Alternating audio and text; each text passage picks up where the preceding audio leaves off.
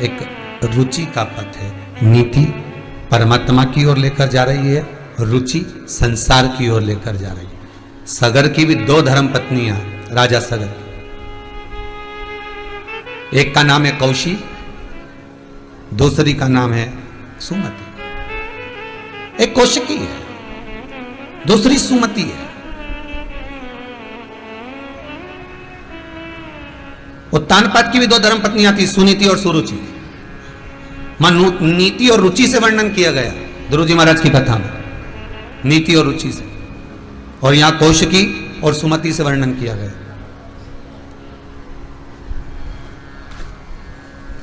कौशिकी के गर्भ से संतान नहीं हुई, तब सुमति से विवाह किया गया।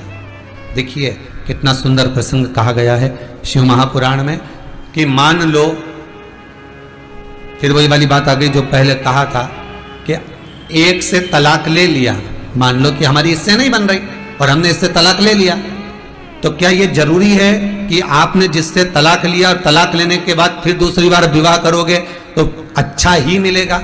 ललाट पर भाग्य में जो लिख दिया गया है उसको कोई मिटा सकता नहीं है। बस इतना जरूर है कि कर्म का भोग मनुष्य जो भोगे वो प्रसन्न चित्त में भोगता रहे। तो परमात्मा भी कहता है कि दुख भोगते भोगते भी तेरे चेहरे पर अगर प्रसन्नता रहती है तो परमात्मा भी कहता है कि अब इसको दुख मत देना, क्योंकि दुख में भी मुस्कुरा रहा है, इसलिए परमात्मा भी दुख नहीं देता। आज तक लोगों को नहीं मालूम कि पूजन करने बैठते हैं तो सबसे पहले क्या करते हैं। मंदिर में गए सोमवार के दिन शिव जी का पूजन करने के लिए, तो सबसे पहले क्या करो? मन से विचार कर जरा विचारिएगा कि आप शिव मंदिर में जा रहे हो, तैयार भी हो गए, चोटी भी कर ली, पानी का लोटा भी भर लिया, कलश भी भर लिया, डलिया भी ले ली, उसमें बेलपत्री धतूरा सब पूजन का चोपड़ा, चंदन चावल सब रख लिया, इत्र वगैरह सब, पंचामृत का सामान भी रखा, दूध की बोतल भी रखी, सब रखा कि मैं ले जाऊंगी, कलश में निकालूंगी, डाल दूंगी, भगवान सब कुछ तैयारी कर दे।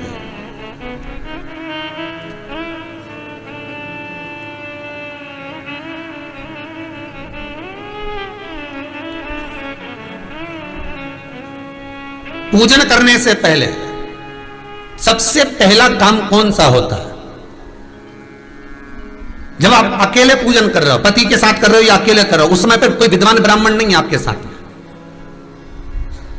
कोई अभिषेक कराने वाला ब्राह्मण तुम्हारे साथ में नहीं है। और मंदिर रोज के पंडित जी को लेके जाओगे? अरे बोलो तो नहीं। जितने लोग आस्था पर श्रवण कर रहे हो, जितने फेसबुक यूट्यूब पर श्रवण कर रहे हो, मंदिर क्या आप रोज पंडित जी को लेकर जाते हो या पंडित जी से कहकर जाते हो कि हम मंदिर जा रहे हैं तुम वहां पर आ जाओ? नहीं। और ना मंदिर में जो पंडित जी होगा वो भी तुम्हारी पूजन में शामिल नहीं होगा। वो तो अपना प्रसाद बांटेगा, बेलपत्री देगा, तुलसी देगा, पंचामृत देगा, चरणामृत देगा, प्रसाद देगा कि तुम्हारे लिए खड़ा रह के मैं पूजन कराएगा। वो तो तुम भैया लोटा भर के पानी लाओ, कलश लाओ, चढ़ो।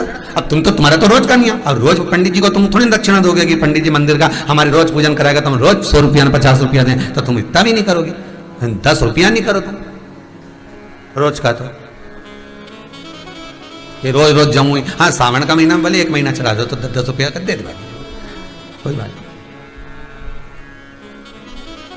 ज्यादा होगा तो हो जाए, पर बाकी का समय तुम तो रोज मंदिर जाओ, रोज दर्शन कर जाओ। सबसे पहला काम मंदिर में तुम पूजन का सामान लेकर गए हो, चोपड़ा लेकर गए हो, सामग्री लेकर गए हो, फूल लेकर गए हो, अगरबत्ती धूप बत्ती दिया सब लेकर गए हो, पर सबसे पहला काम मंदिर में बिना पंडित के सबसे पहला काम कौन सा होता है? तो सबसे पहला काम होता है भगवान को धन्यवाद देना कि आज भी आपने मुझे इस मंदिर में आपका दीदार कराने के लिए, दर्शन कराने के लिए बोला। अगर पंडित साथ में होगा तो पहले वो मंत्र बोलेगा, स्वस्ति वाचन करेगा। स्वस्ति वाचन करने में उसको अर्थात भगवान के लिए भी प्रसन्नता और आपके लिए भी प्रसन्नता। पर आपके पास कोई ब्राह्मण नहीं, आपको कोई स्तुति नहीं आती, आपको कोई मंत्र नहीं आता, आपको कोई साधना नहीं आती, आपको कोई तप नहीं आता, पर आप इतना तो कर सकते हो कि भगवान के मंदिर में जाकर उनको धन्यवाद दे सकते हो कि तेरी कृपा है जो मुझे चलकर यहां तक बुला लिया, 2 कदम चलाया, यहां तक बुलाया, ये तेरी कृपा है। और बड़ी कृपा करी जो डलिया भर के पूजन का सामान भी लाई, बड़ी कृपा करी जो दूध भरकर भी लाई, बड़ी कृपा करी जो कलश भरकर भी लाई।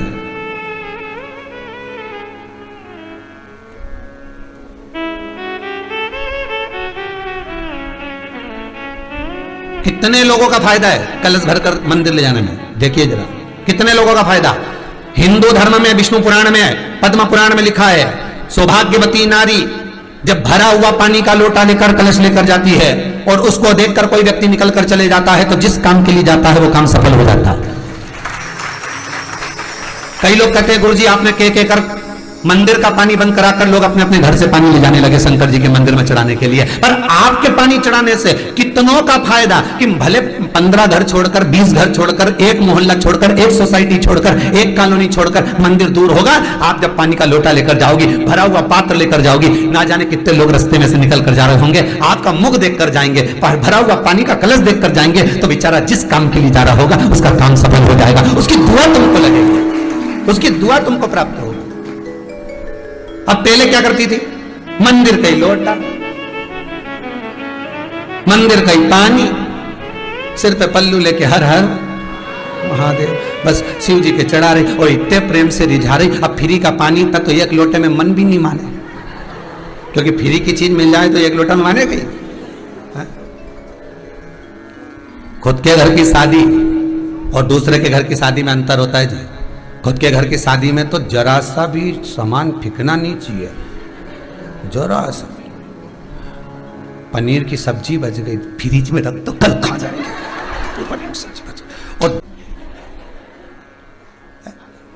फिर क्या?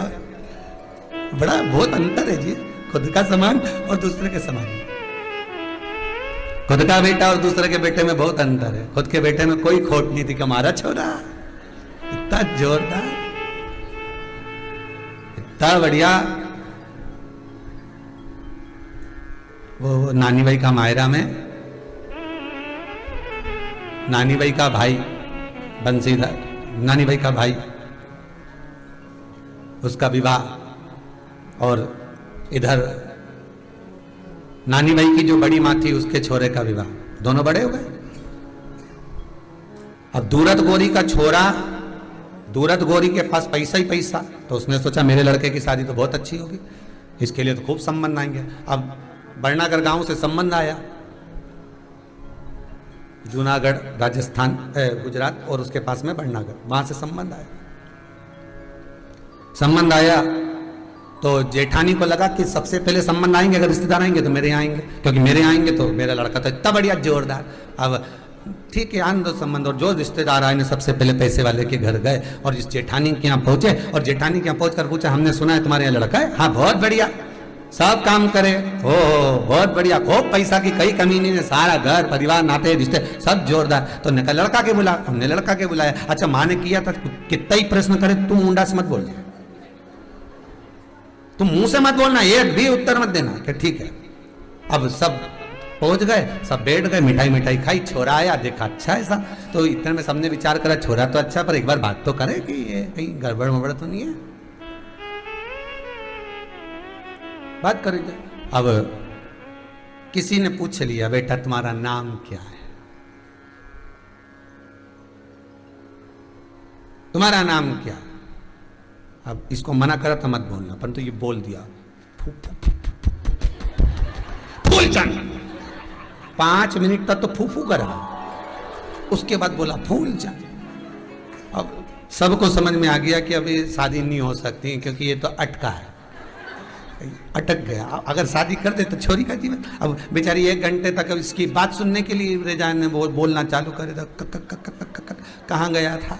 अब पूछे सो हो जाता कभी कभी। एक बार ग्वालियर में कथा करने गए, बहुत पहले की बात है, और मेडिकल वालों के यहाँ कथा थी, शायद जाकेटिया फैमिली, और वो सीओर वालों के रिश्तेदार, अब उनके यहाँ कथा। अब उनके यहाँ गोवर्धन जी का मंदिर अच्छा जोरदार ग्वालियर में, तो हमने कहा जाकेटिया जी हम तो दर्शन करने जाएंगे। हाउ गुरु जी गाड़ी लगवा दें? हमने कहा गाड़ी रहने दो, तुम तो वो जो है तांगा बुला दो, तांगा घोड़ा गाड़ी उसको बुला दो। उन्होंने घोड़ा गाड़ी बुला दी। अब एक लड़का उनका कि वो गुरु जी काम करेगा, 56 भोग की तैयारी करेगा, तो हम नौकर भेज दें? हमने कहा नौकर भेज दो, जिसने मंदिर देखा उसको भेजो। उन्हें नौकर भेज दिया। अब घोड़ा गाड़ी में हम आगे, ये सब जितना संगीतकार सब पीछे, पंडित उन भी पीछे, सब भाराई ने चल दिया। और जो चले तो वो नौकर बताते जा इधर मोड़ो, मुंह से कुछ नहीं बोले, इशारे में वो दोनों आस पास में बैठे बताते जा। अब टांगे वाले को, घोड़ा गाड़ी वाले को नहीं मालूम था कि आगे बड़ा सारा खड्डा है नाली का, मालूम था तो केवल इसी को मालूम था नौकर को। अब ये खड्डा था वहां आंवले के पेड़ के पास, और यहां से चालू हो गया